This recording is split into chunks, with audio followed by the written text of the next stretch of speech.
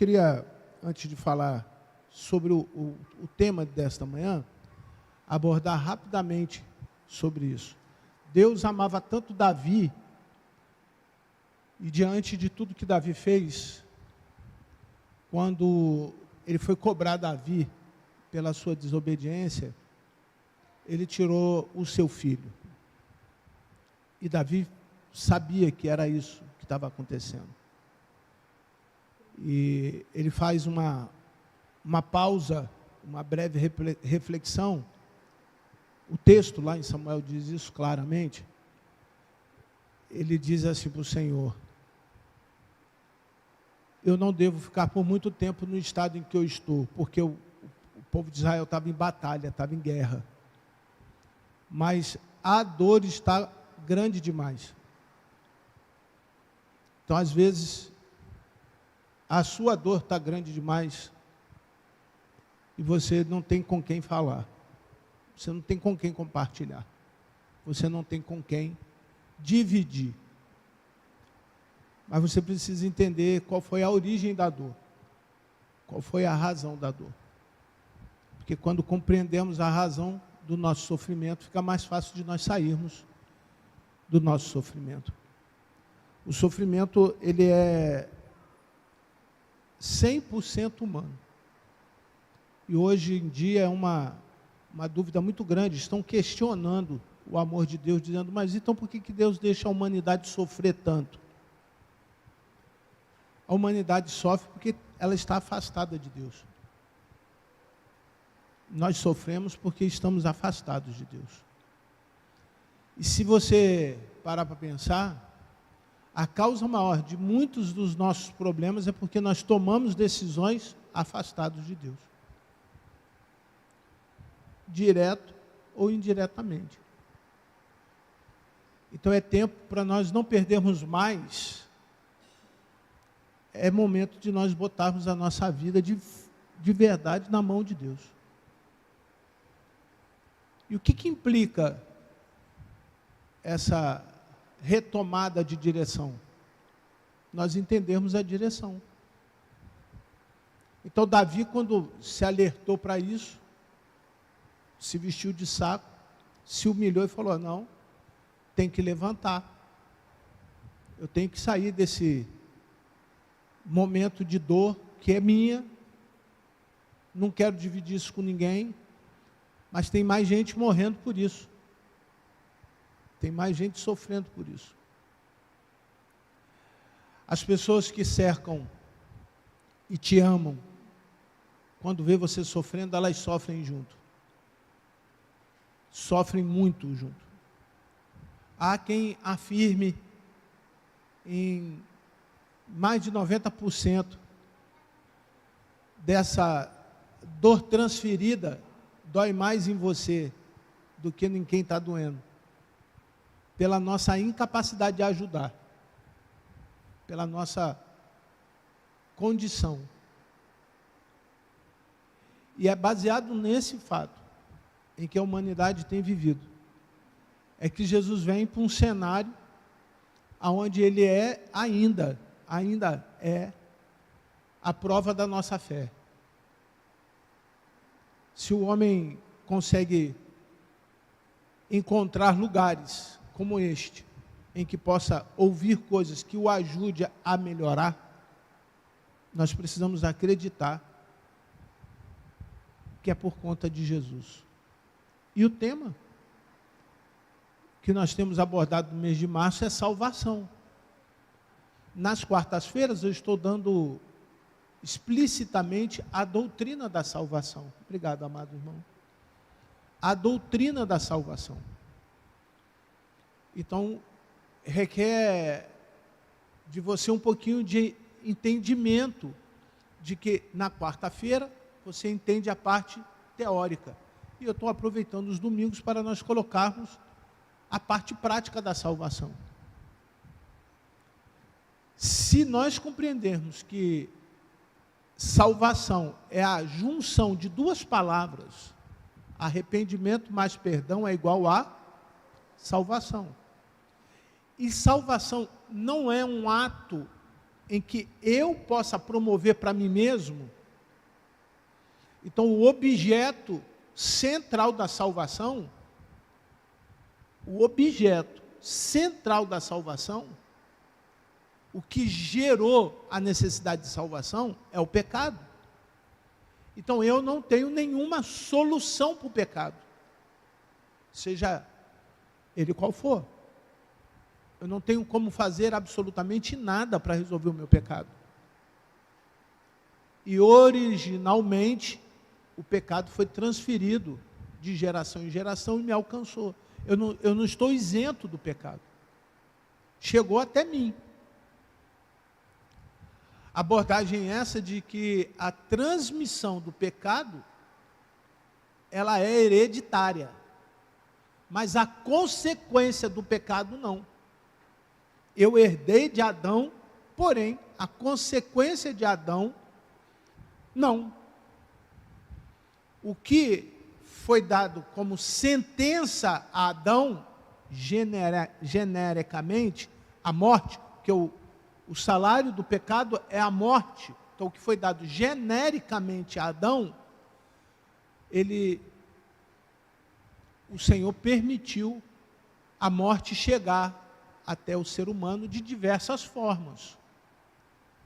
Então, ela vem pelas doenças, vem pela angústia, pela ansiedade, pelo medo. Existem várias maneiras de você levar o ser humano à morte. E de maneira literal, Adão morreu. Então Jesus também tinha que morrer. A salvação, ela é tão importante que ela é o eixo central da Bíblia. Então Jesus aparece em toda a Bíblia. Se discutirmos a veracidade da Bíblia, como foi fato de discussão na década de 80, o que está escrito é verdade, o que está escrito, os homens não mudaram, quem foram os autores da Bíblia, como que esses livros se juntaram, por que dividiram do jeito que está dividido, Gênesis, Êxodo, Levítico, Apocalipse, por que isso está assim? Hoje a discussão não é mais essa. As pessoas não estão mais preocupadas com isso. As pessoas estão preocupadas com 3 coisas que abordam Deus. A primeira, se antigamente eu queria provar se ele existia ou não, eu já desisti disso. O humanismo já desistiu disso. Agora o homem passou a ser centro de tudo. Vamos levar para a igreja a centralidade do homem. O homem é a atração de tudo. Já disse Russell Shedd em uma das suas declarações, de que as grandes igrejas têm grandes fortunas. E todo mundo que quer algo muito grande, quer coisa grande por trás, tem responsabilidade grande. Eu fiz uma comparação dessa declaração com uma outra declaração de Moody, frases essas encontradas na internet, onde Moody dizia o seguinte, que o ápice da sua relação com Deus é a simplicidade. Então vai em direção oposta. Se hoje o homem é o centro do culto, e o homem quer ser grande, porque ele quer ser semelhante a Deus, nós deixamos Jesus de lado. Então a igreja precisa ser salva. Os salvos precisam ser salvos. Mas a segunda coisa é a naturalidade que foi dada ao pecado, ou o fato de se relativizar o pecado. Tornou muito comum o pecado. Por mais que tenhamos uma escala de consequência, já existem para alguns pecados do Velho Testamento que não se aplicam mais por conta da graça no Novo Testamento. Irmão, outra frase, que não é minha, estou fazendo citações, de um outro grande pregador da história. Ele afirma o seguinte: pecado é pecado, desde que Adão pecou. Pecado é pecado, desde que Adão pecou. E ele termina a frase dizendo, e pregou 1000 vezes sobre esse versículo, João 3,16, um dos grandes pastores americanos, que o homem precisa entender o amor de Deus, porque Deus amou o mundo de tal maneira, completem, que deu seu Filho único, unigênito, primogênito. Ele não fez de qualquer jeito, ele deu o melhor. Sendo ele Deus, não quis ficar no céu. Por mais grandioso que fosse, ele optou em morrer no meu lugar e no seu lugar. Se estas declarações estiverem corretas, e eu acredito que estejam, então, além da centralidade do homem e além dessa naturalidade do pecado, a igreja foi se afastando cada vez mais de Deus, nós perdemos a santidade. A igreja perde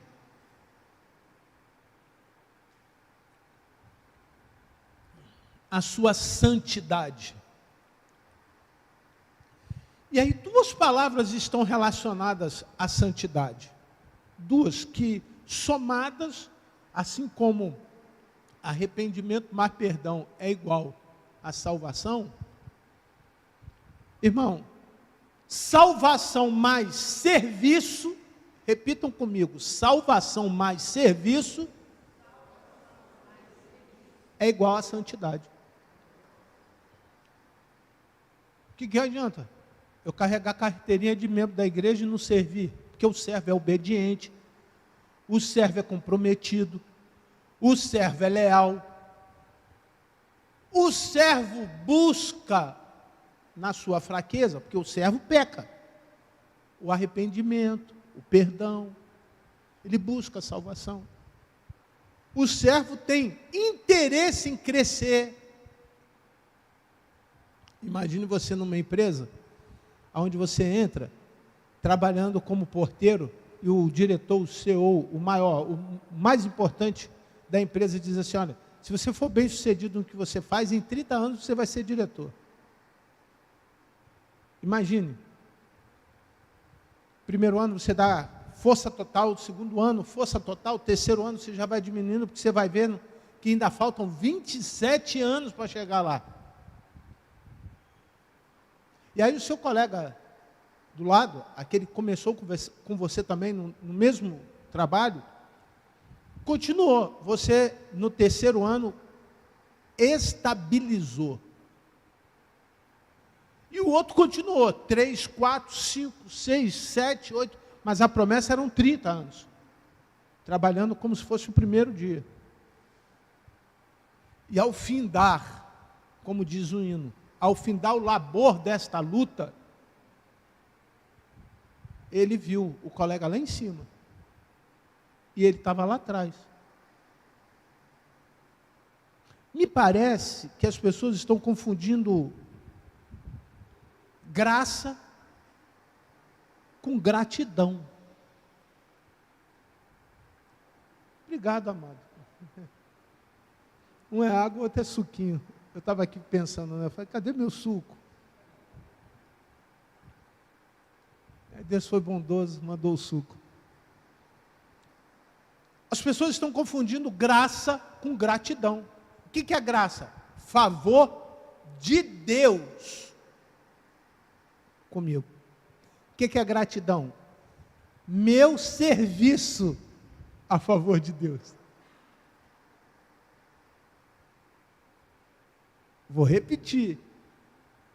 Nós queremos o que vem de lá, mas nós não queremos fazer nada daqui para lá, como se Deus não precisasse.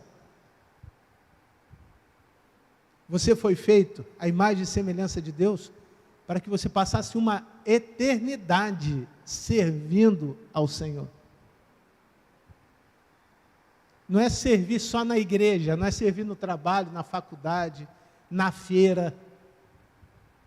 Esses dias eu fui a Madureira, e tem uma rua que tinha uma feira, e vi um gari limpando a rua, cantando, um sol tremendo, estava dentro do carro com o ar ligado, e ele cantando alegremente, varrendo aquela rua, alegremente um louvor. O sol descia, e eu fiquei imaginando, assim, amanhã tem feira de novo, e aquela pessoa terá que fazer aquilo de novo. A diferença, querido, é como ele fez o primeiro dia e como ele vai terminar de fazer aquele trabalho. Se é com alegria, debaixo daquele sol, imagino que os irmãos entendam que naquele dia, a princípio, estava marcando dentro do carro com o ar ligado 38 graus, estão do lado de fora, deveria estar uns 50. Eu tinha uma garrafinha de água gelada no meu porta-garrafinha, aquela bugiganga que fica do lado do carro. Estava sentado, eu também estava trabalhando, mas ele estava trabalhando de um jeito e eu trabalhando de outro. E eu não agradeci o Senhor o trabalho que Deus me deu. Eu não disse para o Senhor, obrigado, Senhor, porque embora sejamos operários diferentes diante de uma democracia tão injusta, ingrata e com uma remuneração tão difícil, porque todos precisamos trabalhar, ele está ali feliz da vida, cantando ao Senhor, pelo trabalho que Deus deu a ele. Baseado nessas informações introdutórias, que não é para encher linguiça, podem ter certeza disso, todas as vezes, algumas vezes eu fico pensando, poxa vida, lá no seminário, quando nos ensinaram a fazer a introdução, será que era fato de que nós temos 30 minutos, no máximo, de atenção da igreja, e dos 30 minutos, apenas 4 ou 5 minutos fica gravado na mente daquele povo que fica me ouvindo? Será que vale a pena a gente gastar um tempo com a introdução? Para mim vale, porque agora fica mais fácil contextualizar um episódio para muitos, um dos mais importantes de Jesus, no ministério de Jesus. E antes de eu manifestar qual é o texto, eu quero dizer o contexto para você. Jesus estava de um lado, e esta é a frase da manhã. Passemos para o outro lado. Não é o tema da mensagem, porque o tema da mensagem é Jesus salva você da sua tempestade. Mas a frase fundamental para nós entendermos o que a gente vive é exatamente isso. Se nós somos o centro da atenção, e aí é graça, ou se nós somos o centro do serviço, aí é gratidão. Ou nós estamos vivendo da graça, ou nós já passamos por esse momento e estamos vivendo num tempo de gratidão. Muitos de nós queremos experimentar o tempo da graça porque é gostoso. Mas, irmãos, por quanto tempo você vai ficar à mercê do favor de Deus? Por que não podemos viver agora no tempo de ser o favor de Deus para alguém? Compreende? Por quanto tempo eu vou ficar esperando Deus providenciar o pão, quando nós podemos, do outro lado, e você vai entender isso de maneira espiritual, quando lermos o texto lá no livro de Marcos, capítulo 4, ser o pão para alguém. Eu acho que chega de miséria na vida da igreja, em todos os sentidos. Eu não quero deixar de ter a misericórdia, mas miséria eu não quero mais viver. Eu não quero me contentar só com a graça. Porque é mediante a graça que eu sou salvo, mas agora eu sou salvo para viver o quê? Um tempo de gratidão, de serviço. Eu preciso estar com as minhas mãos boas para servir. Eu preciso estar com os meus pés bons para servir. Eu preciso estar com o meu corpo em dia para servir. Eu preciso estar com a minha mente boa para servir. E aí Jesus estava de um lado, que era do mar da Galileia, em Cafarnaum. Marcos capítulo 4, por favor, coloque o texto, versos 35 a 41. E ele sabia que do outro lado era Gadara. Do outro lado havia um homem que estava passando por um momento de miséria espiritual. Vocês lembram daquele episódio de Jesus com o endemoniado de Gadareno? Lembram? Lembram? Um dos mais emblemáticos da Bíblia. Do outro lado havia um jovem cheio de demônio esperando Jesus. Por isso ele diz assim: naquele dia, sendo já tarde, Jesus disse aos seus discípulos, por favor, discípulos, e eu vou fazer outro parênteses antes de vocês lerem. Discípulo é diferente de membro da igreja. Discípulo não segue pastor, segue a Bíblia. O pastor é obrigado, os pastores que não fazem isso serão punidos por Deus por isso, a ensinar a ovelha a seguir a Bíblia. Eu não quero seguidor na internet, eu não quero seguidor na página da igreja, eu não quero pessoas dando like porque o pastor pediu. Agora, eu gostaria muito que você entendesse isso. Nós precisamos da tecnologia para motivar outras pessoas da nossa região a virem a este lugar. Isso é uma questão de comunicação digital. Mas discípulo é aquele que segue a quem? Jesus. Tem compromisso com Jesus. E se a sua liderança tem compromisso com Jesus, você passa a tê-lo como referência, porque segue a Jesus. Posso arriscar que muitas vezes nós achamos que discípulo é quando eu tenho uma célula na minha casa, ou quando eu faço a casa de paz, ou quando eu venho a isso ou aquilo. Nós vamos cair no primeiro ponto da minha introdução, que é levar o homem para o centro da coisa. Perceba como tem relação a introdução com o que está sendo dito no meio do sermão? Quando você leva o homem para o centro da coisa, não, eu sou o líder, eu sou o chefe, eu é que mando. Irmão, zera isso aí no teu coração. Você tem que seguir Jesus. Seguindo a Jesus já é difícil, irmão. Seguir Jesus já é difícil. A modinha é tão grande que as pessoas já sabem qual é o tipo de corte de cabelo que o cara tem que ter, porque ele mora na favela. Fiz um estudo agora, depois vou passar para os pastores para vocês entenderem. Um estudo sério, com o FRJ, de envelhecimento do estado do Rio de Janeiro. As pessoas da década de 50 e 60 não têm o mal que essa molecada tem hoje, não. Nós temos idosos com muito mais saúde mental do que essa molecada hoje que vive aí no meio da rua. Pessoas com capacidade de discutir temas que eles nunca estudaram, mas tinham experiência de vida. Pessoas que não comem pão na padaria, mas sabe qual é o valor da farinha. Você vai lá em Copacabana, tem uma porção de idosos melhor do que eu, com um corpo muito mais sarado que o meu, com 55, vivendo uma vida saudável, porque ainda é uma geração saudável. E que paga a conta, tá? A economia do Rio de Janeiro é paga pela melhor idade. Não é a terceira idade, é a melhor idade. O Rio está envelhecendo, está dentro de um estudo científico de um doutorado da Lígia, que é a atual secretária de envelhecimento do estado do Rio de Janeiro. O estudo diz que esse segmento é quem vai tomar conta do mundo. Não são os jovens. Passou. Os jovens hoje estão entregues entre 12 e 18 anos à droga, à bebedice, dormir tarde e acordar tarde, não vão para a faculdade, e quando vão para a faculdade a média é 5. Olha que coisa ridícula.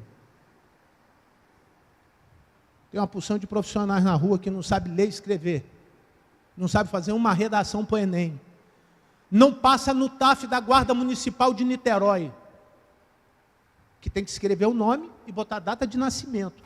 Ele erra o nome dele e a data de nascimento dele. Tendo dito isso, Jesus ia passar de Cafarnaum para Gadara.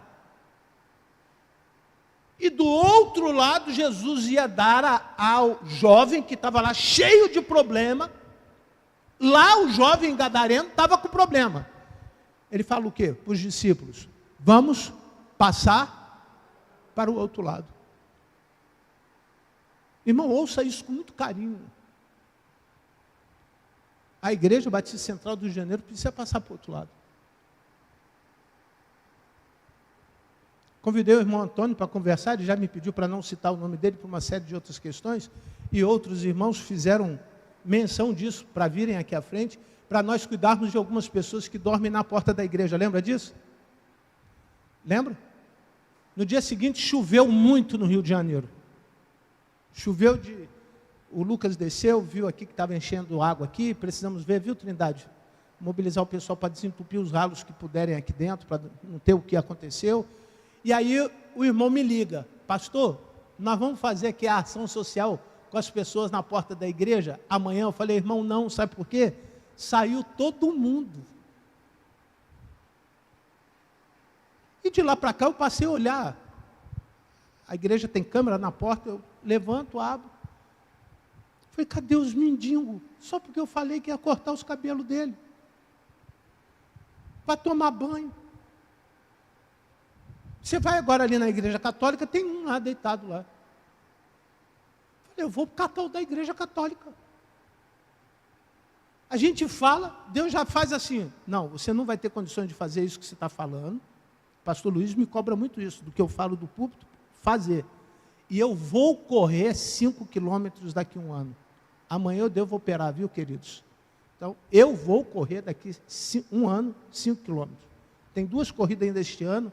Vou andar numa e vou andar na outra, mas no final do ano que vem eu vou para São Silvestre. Quem quiser fazer uma caravana, a gente pode ir junto, porque eu vou correr a São Silvestre em 2026. Compromisso meu. Mas ele me cobra: pastor, o que você fala lá no púlpito, faz. E aí eu fui, com a ajuda de alguns irmãos, procurar. Cadê os mendigos? Sumiu. Fiquei irritado com Deus, falei com o irmão: irmão, vamos deixar para quê? Para a próxima semana. Vamos deixar para a próxima semana, para botar em prática isso, porque no mundo espiritual isso tem uma importância. Porque eu quero entender que a igreja aprendeu a salvação, mas agora ela precisa o quê? Servir. Ela precisa fazer alguma coisa pela sociedade. Ela precisa evangelizar. Ela precisa fazer missões. Não é por um acaso que nós tivemos um culto de missões no domingo passado. Um grupo de pessoas muito pequeno está comprometida com o evangelho no Rio de Janeiro. E não só tem aquela Cracolândia, não. Eu tenho 3, 4 Cracolândia para vocês irem. A igreja precisa servir, passar para o outro lado. A pandemia só não tirou gente da gente, não. Tirou o serviço da igreja. Bazar, ação social, cortar cabelo, a gente fazia aqui dentro. Tinha consultório, tinha atendimento jurídico. Tinha, é um verbo passado. Que me incomoda. Não sei se te incomoda, não, pastor. Estou aguardando só Jesus. Só estou aguardando Jesus. E ontem eu falei isso aqui no sepultamento. Deuteronômio capítulo 35, versos 4, 5, 6 e 7. Deus vai te sepultar, igual sepultou Moisés. Está escrito lá. E quando você morrer, os seus olhos não deixarão de ter força, porque eu sei que você é um servo de Deus. Haverá um sorriso nos seus lábios, porque você vai morrer feliz. Mas antes de morrer, eu quero servir. Eu quero voltar a servir, a ser útil, até Jesus voltar. Não tem avivamento maior do que uma igreja que se coloca à disposição para servir. Pequenas coisas, tá? Não precisa ser grande coisa. Pequenas coisas já fazem a diferença na tua vida. E aí Jesus, vendo isso, verso 36. E eles, despedindo a multidão, como que se despedir a multidão fosse fácil, né? Uma certa ocasião, os discípulos foram despedir a multidão e os discípulos chegaram para Jesus e disseram o seguinte: Jesus, os caras estão aí 3 dias sem comer. O senhor está mandando a gente mandar eles para casa, eles vão bater na gente. Lembram desse episódio? Lembra? Tem gente na igreja que adora despedir das pessoas. Mas olha como é difícil até despedir das pessoas. Aí Jesus falou para um deles assim: dá a eles de comer você. O dar a eles de comer você é responsabilidade de quem? Do discípulo. Meu Jesus, Deus falando. E eu despedir a multidão também tem que dar a eles o quê? De comer. Aí o discípulo vai e fala para Jesus: mas são mais de 5.000 pessoas. E agora? Jesus, dá-lhes voz de comer. Resolva. Pegaram o que tinham.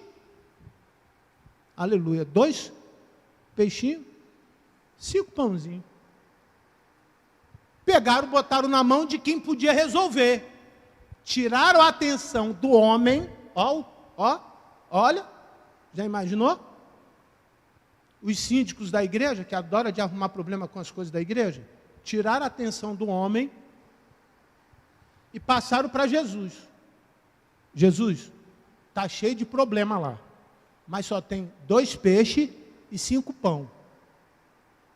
Aí Jesus falou: vocês entenderam a graça, mas não entenderam a gratidão. Puxa vida, pastor, que coisa. Agora eu estou entendendo a parte introdutória. Por que entenderam a graça? Pegaram a dificuldade e estavam dependendo do favor de quem naquela hora? De Jesus. Jesus orou, partiu o pão. Tem até uma frase: farinha pouco, meu angu. Como é? Quando você não é fiel nas suas ofertas, nos seus dízimos, farinha pouco, seu angu o quê? Primeiro. Isso aí. Continua roubando. Continua desviando, dando para onde você acha que está sendo melhor investido. Continua fazendo. Isso não sou eu que estou escrevendo, não. Está lá em Malaquias. Ah, pastor, mas é a lei lá do Velho Testamento. Tem 200 outros versículos do Novo. Só isso. Entendeu a graça, mas não entendeu a gratidão. Quando eles botam o pão na mão de Jesus, Jesus abençoa. Jesus é que entrega o pão para as 5.000 pessoas? Hein? Quem foi que entregou? Os discípulos. Jesus pode salvar, mas quem leva a salvação é você. Jesus pode multiplicar, mas quem despede a multidão é a igreja. A igreja precisa servir. Posso chegar a uma conclusão um pouco óbvia para alguns e incrédulas para outros? Quem não serve não é salvo. Pastor, mas eu falo em línguas. Amém. Eu tenho revelação. Amém também. Eu subo o monte. Quero lembrar os irmãos que na próxima semana nós vamos voltar lá no Monte do Azeite. Nós vamos fazer um cartaz, avisar os irmãos, os que tiveram experiências com Deus, quiserem voltar, está convidado. Sempre uma semana antes da vigília da sexta-feira, então nós já temos uma data dessa vigília. Combinamos isso com a igreja, não está sendo inventado por ninguém, certo? Nós combinamos. Bom seria se as pessoas da igreja entendessem que para que o pastor traga alguma possibilidade de atividade para a igreja, ele ora, ele pergunta a Deus se é bom, quem é que pode participar. Eu não acordo assim do nada e digo: vamos fazer isso. E há quem diga: não, mas Deus tem que falar comigo. Irmão, se você não me ouvir como teu líder, dificilmente você vai ouvir Deus na tua vida. Você pode entender a graça, mas não vai entender a gratidão. Imagine se os discípulos, quando vissem aquela montoeira de pão, porque agora o pão começou a ser colocado no cesto. E ele diz assim, vai e distribui para todo mundo, tem que comer hoje, porque amanhã isso vai o quê? Se estragar. A ordem de Deus é agora. Mas não é todo mundo que chegou lá do outro lado. Não é todo mundo que chega lá do outro lado. Muita gente está no barco, mas não sabe onde vai chegar. Muita gente sabe que está com Jesus, mas não sabe o que vai acontecer lá do outro lado. Porque se soubesse o que vai acontecer lá do outro lado, ele estaria 24 horas ligado com Jesus. 24 horas ligado com Jesus. E o texto segue. O levaram assim como estava no barco, e outros barcos o seguiam. Verso 37. Ora, leiam por favor, enquanto eu dou uma golada aqui no meu suco.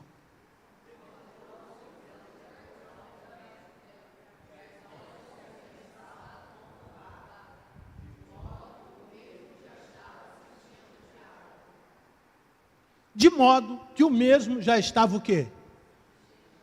Enchendo de água. Como eu afirmei, esse é um dos episódios históricos de uma manifestação sobrenatural de Jesus, muito, muito relevante. Porque ali Jesus mostrou que ele tinha poder, Jesus demonstrou que ele tinha autoridade, Jesus demonstrou que ele tinha bondade, Jesus demonstrou que ele poderia acalmar a tempestade, Jesus mostrou uma porção de coisas. Os senhores presentes concordam com essas afirmações? Amém? Consegue? Concordam com isso? Só que Jesus viu que faltava alguma coisa. Faltava alguma coisa naquelas pessoas que estavam no barco com Jesus. Volta ao versículo 35, por favor. Volta ao versículo 35. Qual foi a ordem? Vamos passar para outra margem. Leia com fé. Então eu identifiquei o que estava acontecendo aqui, uma grande multidão andando atrás de Jesus, dos sinais, dos prodígios, dos milagres. Uma parte dessa multidão estava no barco, Jesus estava em um dos barcos, e os outros barcos seguiram. O texto foi bem claro, os outros barcos seguiram Jesus. Mas Jesus viu algo específico naqueles que estavam no barco. Verso 37, por favor. Ora, levantou um grande temporal de vento, e as ondas se arremessavam contra o barco, de modo que o mesmo já estava o quê? Enchendo d'água. A tempestade não se levantou contra as pessoas. A tempestade não se levanta contra as pessoas. Nem um gloriazinho? Você entendeu agora o negócio? A tempestade, quando vem de Deus, não é contra você. É contra o quê? O barco. É aonde você está. O barco aqui pode ser, institucionalmente falando, a sua casa, o seu trabalho, a sua igreja, a sua relação social. Já imaginou? Uma certa ocasião, isso é fato, tá? Alguém disse assim, pastor, é comum depois que eu vou para a igreja perder os meus amigos? Falei, é.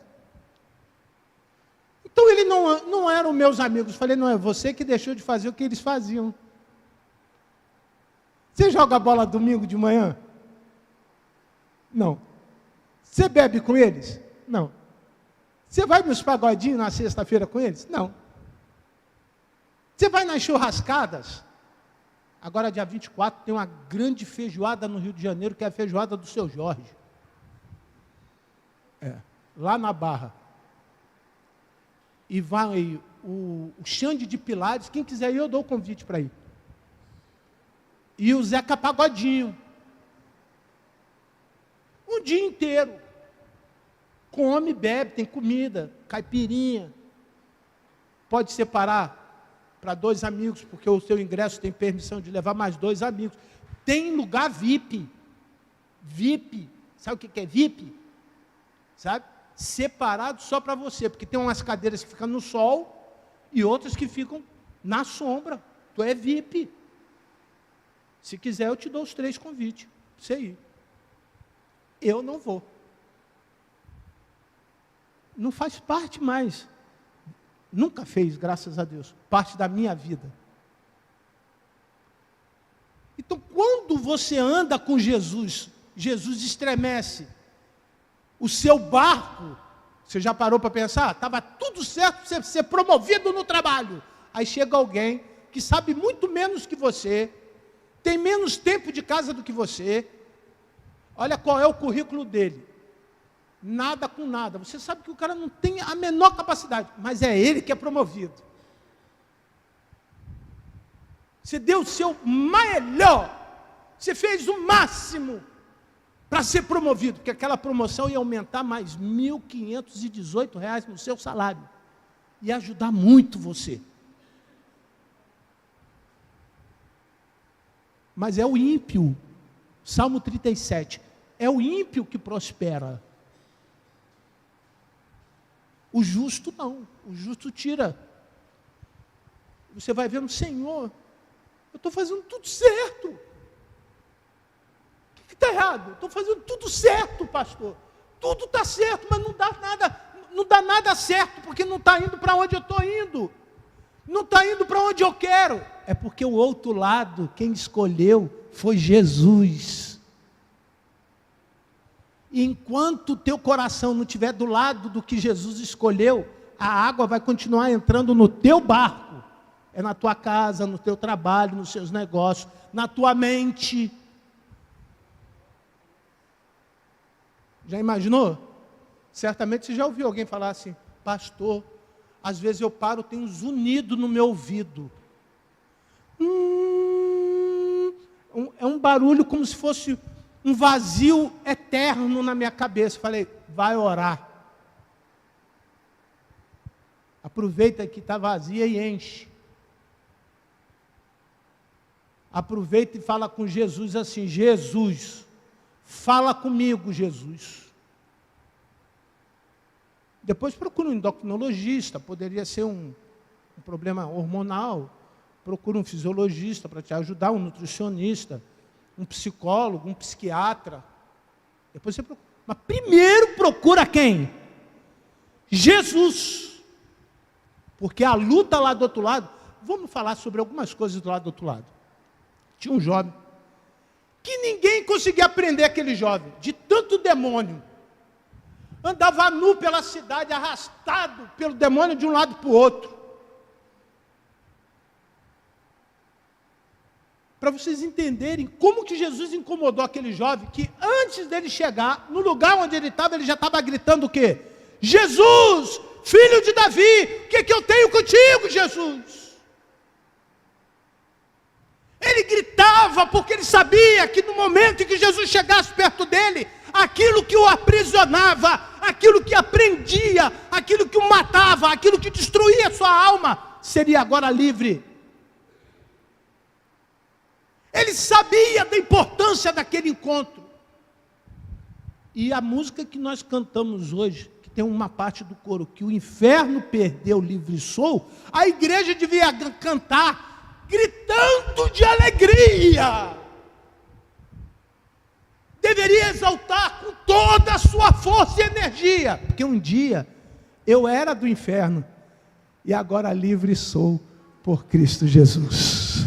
Aleluia! Não tem maior gratidão do que esta. O culto que nós fazemos é serviço. Inclusive a palavra nos Estados Unidos, a palavra em inglês que traduz culto, é serviço. É gratidão. pelo fato de estar em Cristo. E qual é a instituição na tua vida que está em crise hoje? Qual é o barco que você anda que está em crise hoje? Pensa um pouquinho, sua casa, sua faculdade. Quantos jovens começam uma faculdade no meio do curso e dizem assim, não era isso que eu queria não. É 3 anos da vida, está faltando só um pouquinho para acabar. Desiste. Quantas pessoas têm empresa? Conversei com uma que tem pizzaria. O cara era advogado, largou porque o pai queria e agora vende pizza. Bem sucedido, 50 franquias no Rio de Janeiro. Rão, pizza do Rão. A pizza é boa. Aí depois você paga a propaganda, varão. Gratuita.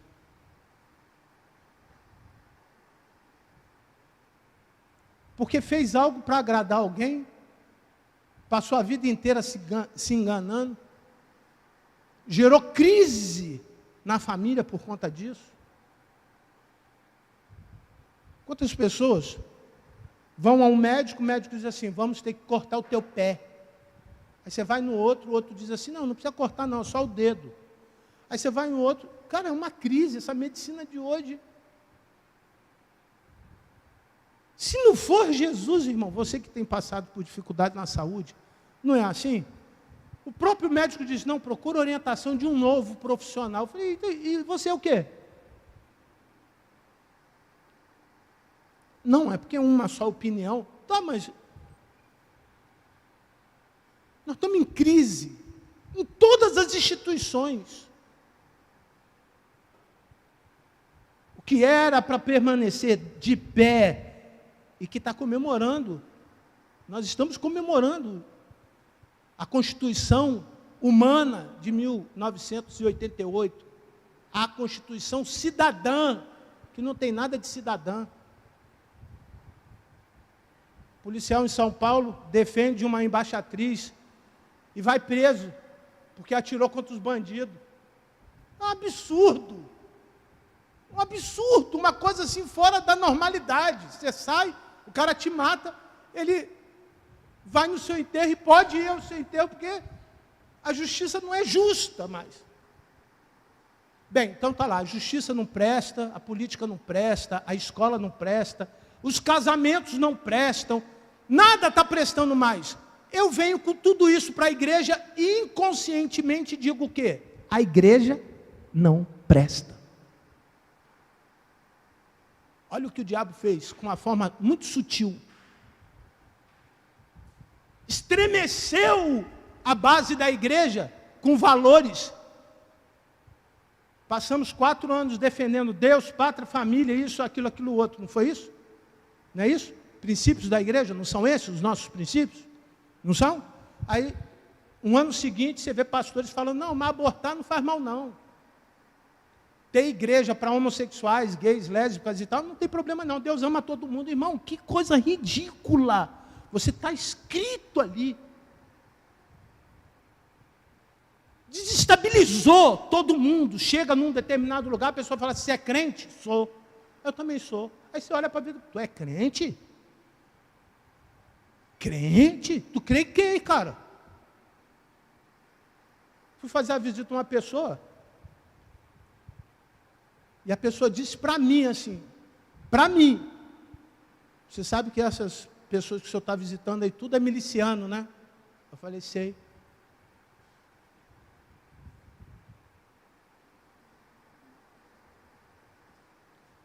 Dá para você entender aonde nós estamos vivendo?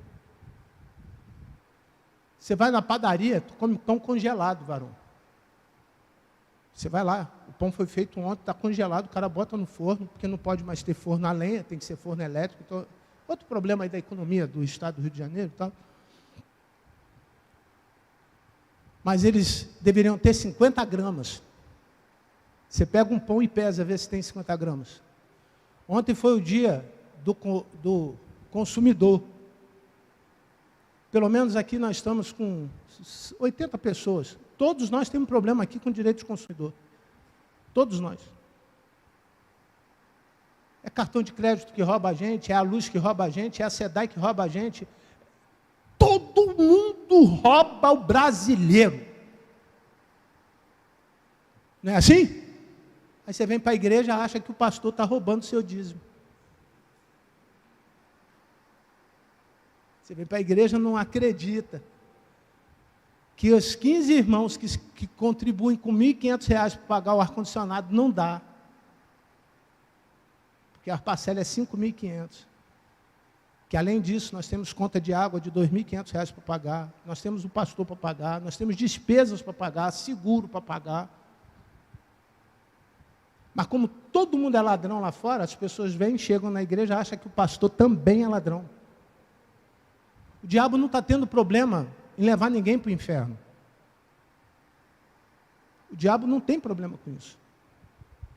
Ele tirou da igreja a oportunidade de servir.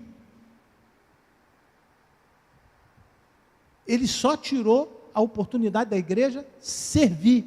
Pouco se fala de missões, de culto de comissionamento. Vocês lembram do último que foi feito aqui, pelo menos? Em que nós enviamos algum missionário para algum lugar? Culto de ordenação de diáconos, vocês lembram? O último que nós fizemos, acho que deve ter uns 15, 20 anos atrás, não me lembro. Culto de ordenação ao ministério da palavra. Pastores, pastor, qual o seminário que está aberto? Porque esse é outro problema, tá? Qual o seminário que está aberto para eu fazer um bom curso teológico? Não é para ter carteirinha de pastor e ligar a Assembleia de Deus lá, Conabem, Conaceb, não sei o que lá, da ZAB, não sei o que lá, ou a Convenção Batista Carioca, ou a Convenção Batista Fluminense, não. É para ser pastor, para tomar conta de gente. Não vê. É a crise institucionalizada dentro de quê? Da igreja. Te incomoda isso? Irmão, graças a Deus que te incomoda. Por quê? Porque o problema não é o que está entrando dentro do barco. O problema é quando você chegar onde? Lá em Gadareno. Quando você chegar lá em Gadareno, Jesus falar para você assim, irmão Ivanildo, expulsa você o demônio e você correr com medo. Porque para lidar com o demônio tem que ter o quê? Autoridade.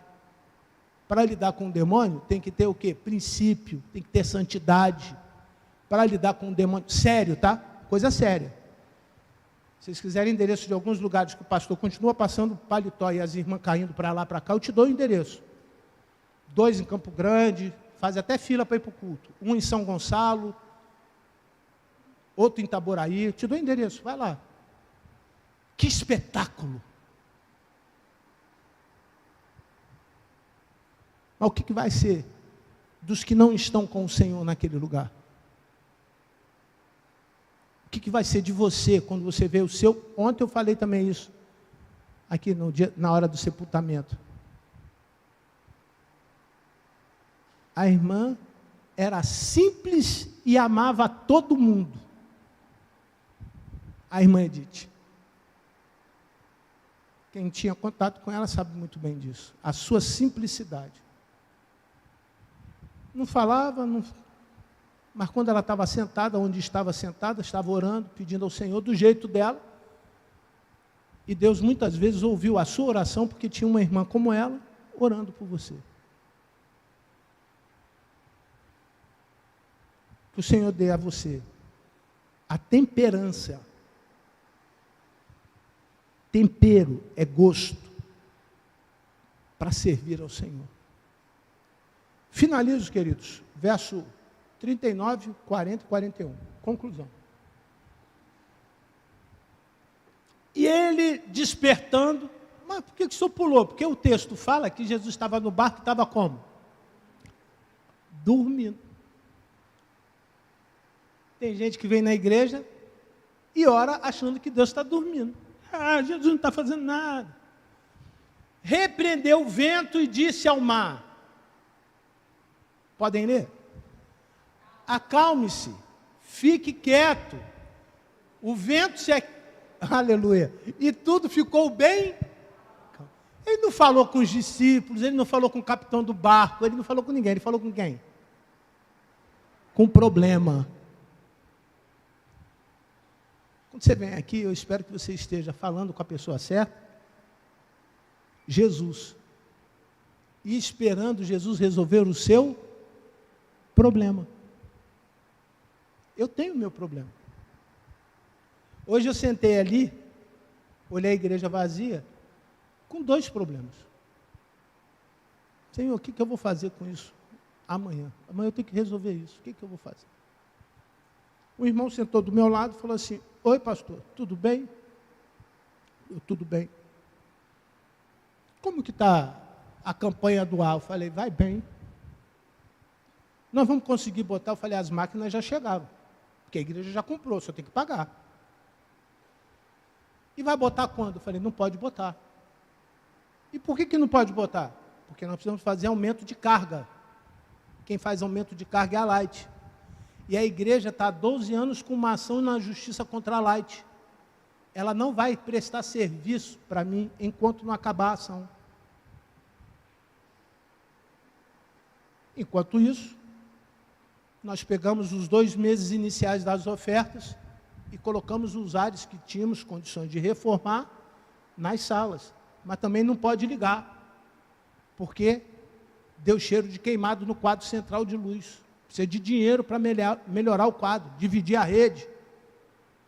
Fizemos um orçamento, R$3.000, não tem orçamento. Ele falou: eu guardei um dinheiro para ajudar no ar, eu vou pagar as custas judiciais que o juiz determinou, causa ganha para a igreja, para a gente poder ter a indenização, porque com a indenização a gente vai ter dinheiro para aumentar a carga, para botar o ar, para fazer isso, para fazer aquilo. Eu falei: Jesus, e eu não pedi nada para ninguém hoje ainda.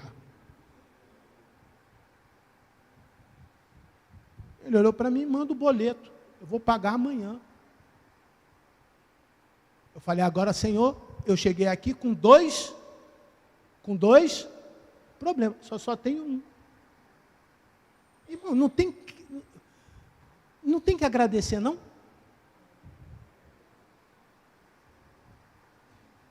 Eu tinha 2, eu não sei quantos que você tem. Se você tiver muito, lembra que lá do outro lado tinha um jovem com muitos problemas. Amém? Amém? Amém, queridos? O jovem lá do outro lado tinha muitos demônios, era uma castra de demônios. Deveria ser uns 100 demôniozinhos. Mas para Jesus não é nada. Para Jesus não é nada. Para Jesus não é nada. O inferno para Jesus não é nada. E eu olhando a água entrando no meu barco. Está ligado, pastor?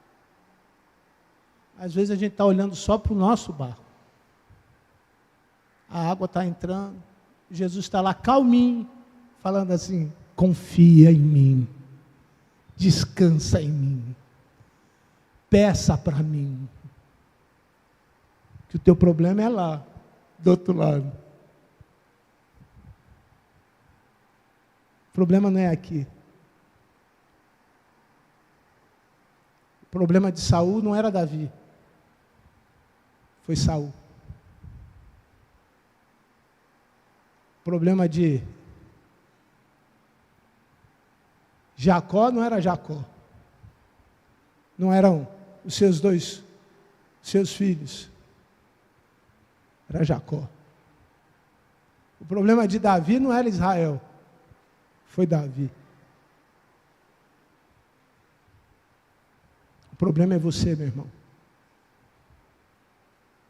Quando você bota você na mão de Jesus. Quando você se coloca na mão de Jesus. Verso 40, por favor. Então Jesus lhe perguntou: por que vocês são tão medrosos? Como é que ainda não têm fé? 41. E eles, por favor, leiam. Possuídos de grande temor, diziam uns aos outros: quem é este que até o vento e o mar lhe obedecem? Viver com medo é viver sem fé. Vou repetir: viver com medo é viver sem fé. E você precisa aprofundar o seu relacionamento com Deus para largar o medo. O verdadeiro amor lança fora todo medo. Lança fora, meu irmão. Não vai contra o sistema. Não adianta ir contra o sistema. Mas bota Jesus nele. Seja íntegro, reto, justo. E deixa ele operar. Seja fiel, bondoso, grato. E deixa ele fazer. Seja servo, obediente. Que ele nunca vai virar o rosto para você. De alguma maneira, até aqui, ele te sustentou. E ele vai continuar te sustentando. Porque ele não quer parar aqui. Ele quer que você chegue do outro lado. Vamos ficar de pé? Vamos cantar? Vamos cantar, irmão Pedro? O hino do mês. Só vou pedir a galera para tocar um pouquinho mais baixo para a gente ouvir as músicas, ouvir a letra, tá? Verso 42, pula aí. Tem como começar pelo coro? Só para eles cantarem um coro? O inferno. E eles possuídos, verso 42, varão. Jesus e os discípulos chegaram à outra margem do mar, à terra dos Gerazenos. Jesus quer te levar para o outro lado. Você crê nisso? Crê nisso? Pai querido, nós te louvamos, engrandecemos o teu nome e pedimos agora para que o Senhor nos invada com uma motivação espiritual diferente nessa manhã. E através dessa adoração, o Senhor receba toda a nossa gratidão. Que a graça, a paz, o amor de Deus o Pai, a comunhão e a consolação do teu Santo Espírito se façam presentes neste lugar hoje para todo sempre. Amém. Vamos